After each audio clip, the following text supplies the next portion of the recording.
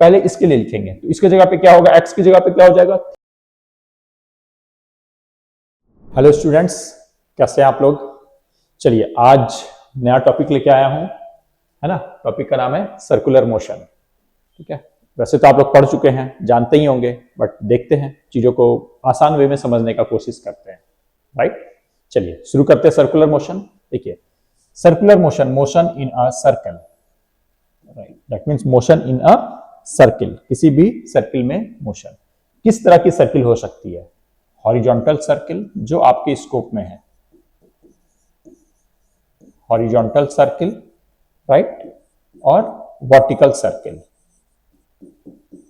Vertical circle, right. एक और third होती है at oblique angle, circle at oblique angle. देखिए हॉरिजॉन्टल सर्किल, ये हो गई आपकी हॉरिजॉन्टल सर्किल, राइट, हॉरिजॉन्टल में, हॉरिजॉन्टल प्लेन में, वर्टिकल सर्किल, वर्टिकल प्लेन में, राइट। बट एक ऑब्लिक सर्किल भी होगी,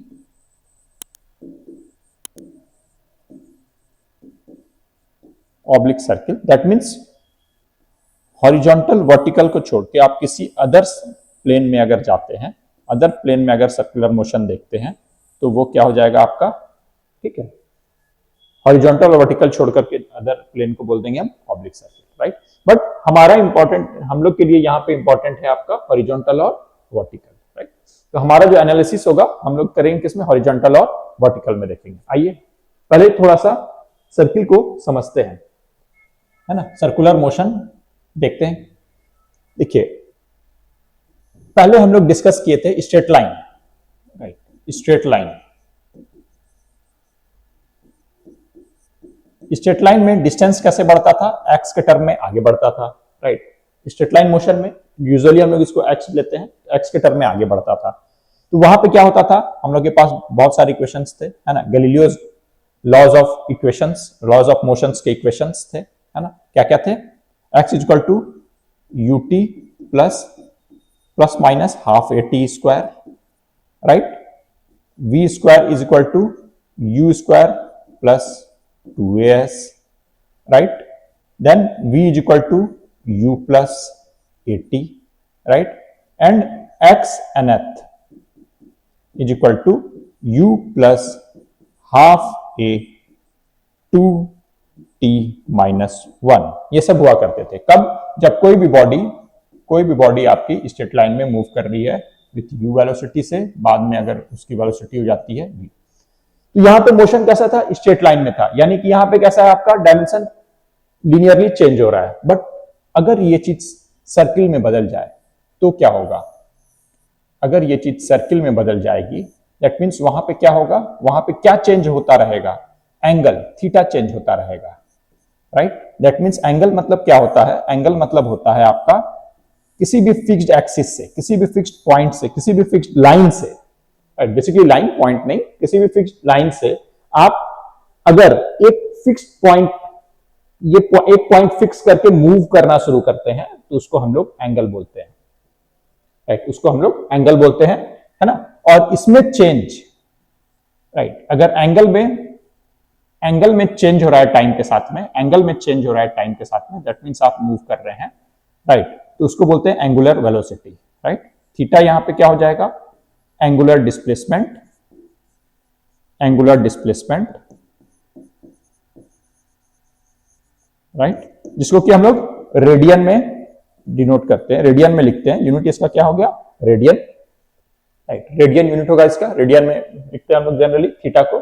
और यहां पे वेलोसिटी, जो यहां पे ये x था, यहां पे थीटा हो गया, यहां पे जो वेलोसिटी था, लीनियर वेलोसिटी था, वो एंगुलर वेलोसिटी ओमेगा हो जाएगा, that is angular velocity, right, angular velocity,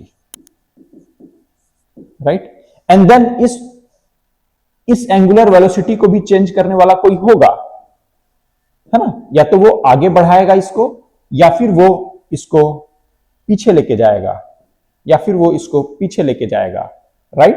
तो जो एंगुलर वेलोसिटी को भी चेंज करेगा उसको हम लोग बोलेंगे alpha, that is angular acceleration, alpha that is angular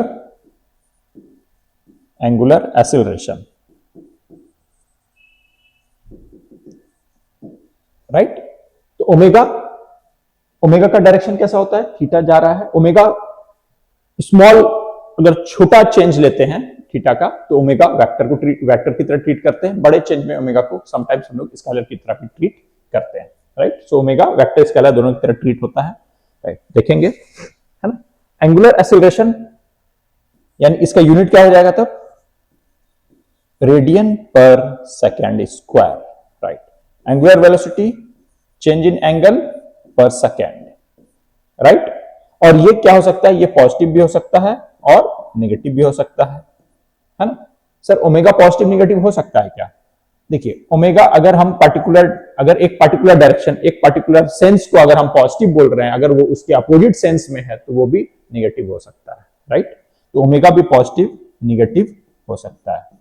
clockwise sense को अगर हम पॉजिटिव बोल रहे हैं, एंटी क्लॉकवाइज को नेगेटिव बोल रहे हैं, तो पॉजिटिव और नेगेटिव कर सकते हैं। दैट मींस अगर इसका आउटवर्ड डायरेक्शन है, ओमेगा का डायरेक्शन अगर आउटवर्ड ले रहे हैं पॉजिटिव, या फिर अपवर्ड पॉजिटिव ले रहे हैं, राइट, नेगेटिव डाउनवर्ड इसका नेगेटिव सेंस हो जाएगा, राइट। तो इसलिए ओमेगा भी पॉजिटिव नेगेटिव हो सकता है। क्लियर है ये सारी चीजें। तो अगर हम स्ट्रेट लाइन, ये मैंने क्यों लिखा यहां पे, इसके इक्विवेलेंट भी हमारा देखिए याद रखने में दिक्कत होता है, तो इसलिए मैं रिलेट करके बता दे रहा हूं चीजें, है ना। याद रखने में जनरली दिक्कत होता है, इसके लिए हम लोग बहुत कम ये सब सोचते हैं। इस तरह से क्वेश्चन में सोच पाना थोड़ा सा दिक्कत हो जाता है, राइट, कि कितना फिर, क्योंकि ये रिपीट होते रहता है ना, तो कितना मोशन किया होगा, कितना कैसे इसको विजुलाइज करेंगे। सिंपल इक्विवेलेंट उसका लिखते जाएंगे। थीटा पहले इसके लिए लिखेंगे, तो इसके जगह पे क्या होगा, एक्स की जगह पे क्या हो जाएगा, थीटा हो जाएगा। किसी भी टाइम पे थीटा कितना हो जाएगा आपका, तो omega t plus minus half alpha t square, right, simple है ना।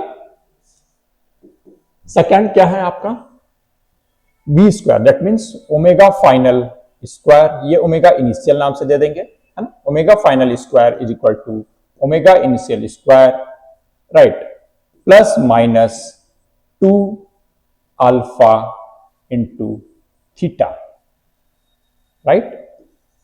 थर्ड क्या हो जाएगा आपका, omega final is equal to omega initial, right, plus minus alpha T, right. Plus minus की यूज कर रहे हैं, यहां पे भी प्लस माइनस सब जगह यूज होता है, जानते ही आप, है ना। प्लस माइनस हो सकता है इसलिए यूज होता है, अल्फा प्लस माइनस दोनों हो सकता है इसलिए यूज होता है, राइट। देन फोर्थ क्या हो जाएगा आपका, यहां पे भी थीटा एनथ, थीटा एनथ, ये क्या हो जाएगा आपका, omega plus, right, half, omega plus half, यहां हो जाएगा alpha into 2t minus 1, right, omega plus minus, है ना, हाफ अल्फा 2t माइनस 1, ठीक है। तो ये चीज, ये सारे फॉर्मूला जो आपका इसमें जो फॉर्मूला थे उसमें x किससे रिप्लेस हो गया, x रिप्लेस हो जाएगा थीटा से, v रिप्लेस हो जाएगा ओमेगा से, और a रिप्लेस हो जाएगा अल्फा से। तो ये हमें मिल जाएगा, ये सर्कुलर मोशंस के इक्वेशन हो गए, राइट। ये इस इक्वेशन पे भी डायरेक्ट क्वेश्चन आते हैं, है ना, इस इक्वेशंस पे भी डायरेक्ट क्वेश्चन आते हैं। एंड देन आपका केस आता है हॉरिजॉन्टल सर्किल और वर्टिकल सर्किल। होगा क्या, अगर देखिए, अगर कोई भी बॉडी स्ट्रेट लाइन में मूव कर रहा था, जब स्ट्रेट लाइन में मूव कर रहा था कोई भी बॉडी, कोई भी आदमी, अगर समझ लीजिए कि ये बंदा जो है मस्त एकदम बैठ करके अपना जा रहा है, स्ट्रेट लाइन में मूव कर रहा है, लेकिन यहां पे वेलोसिटी क्या थी, यहां पे आपको वेलोसिटी क्या थी, कांस्टेंट थी जब ये स्ट्रेट लाइन में मूव करता। अगर बोल दे वेलोसिटी कांस्टेंट है, दैट मींस क्या है, इसका मैग्नीट्यूड और डायरेक्शन दोनों कांस्टेंट है। लेकिन सर्कुलर मोशन में क्या होता है, सर्कुलर मोशन में आपका वेलोसिटी का डायरेक्शन चेंज करता रहता है, राइट, वेलोसिटी का डायरेक्शन चेंज करता रहता है, तब भी आप वर्ड सुनेंगे यूनिफॉर्म सर्कुलर मोशन, राइट। सो जो टर्म आता है यूनिफॉर्म सर्कुलर मोशन, राइट। तो ये क्या है, यूनिफॉर्म सर्कुलर मोशन। सर यहां पे यूनिफॉर्म सर्कुलर मोशन क्या हो गया, यहां पे वेलोसिटी चेंज कर रही है but magnitude of velocity change नहीं करेगी, राइट। सो वेलोसिटी यहां पे, ये जो हम v यहां पे लिखते हैं वो एक्चुअली हम लोग मैग्नीट्यूड लिखते हैं, हर जगह पे v का वी मैग्नीट्यूड लिखते हैं, राइट। एंड डायरेक्शन जो है हम यहाँ पे ऑब्जर्व करते हैं किस डायरेक्शन में वो जा रहा है, right. That means uniform circular motion means magnitude of velocity will remain constant. Magnitude of velocity, that means speed जो है constant होगा, remains constant,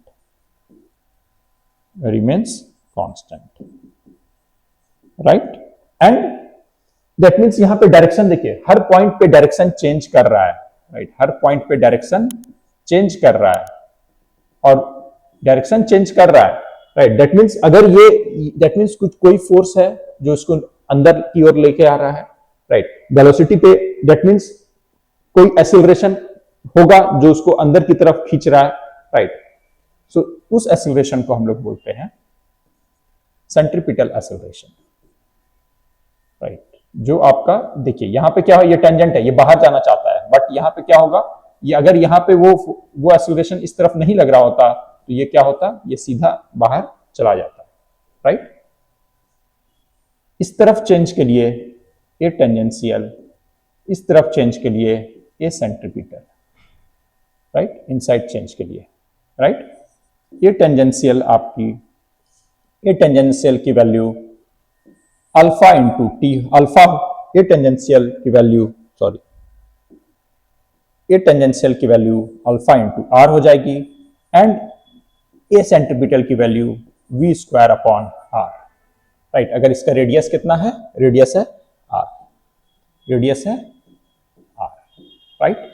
सो देन नेट एक्सेलरेशन क्या होगा यहाँ पे, नेट एक्सेलरेशन आपका इस दोनों का vector sum, right. So net acceleration आपका इस दोनों का वेक्टर सम होगा।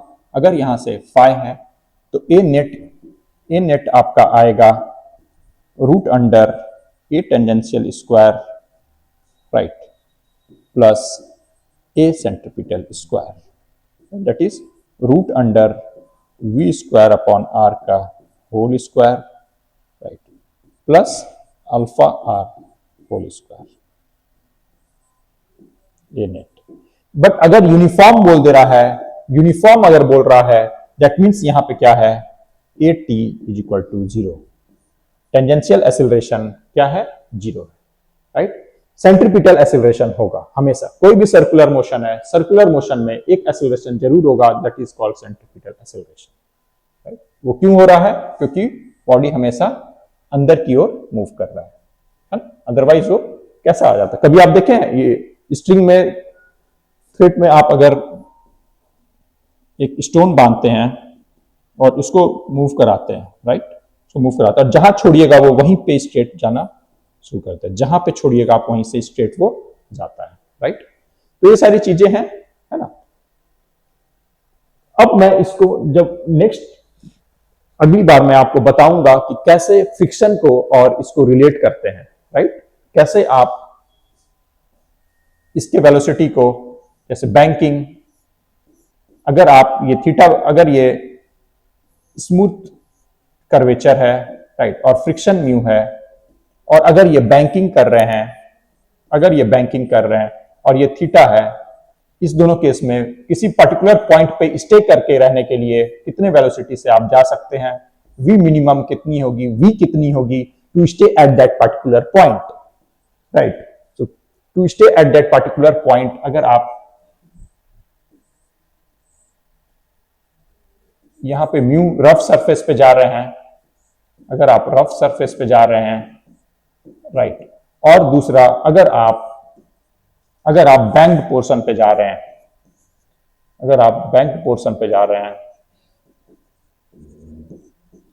राइट,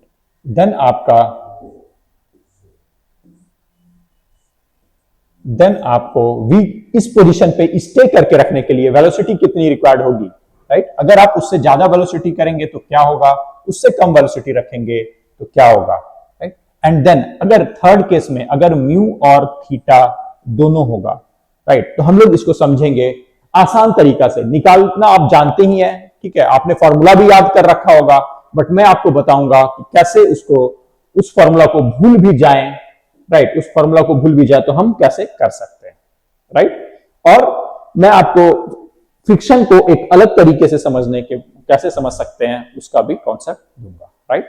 तो बने रहे हम लोग के साथ। ओके देन, थैंक यू, मिलते हैं नेक्स्ट क्लास में। Thank you, bye.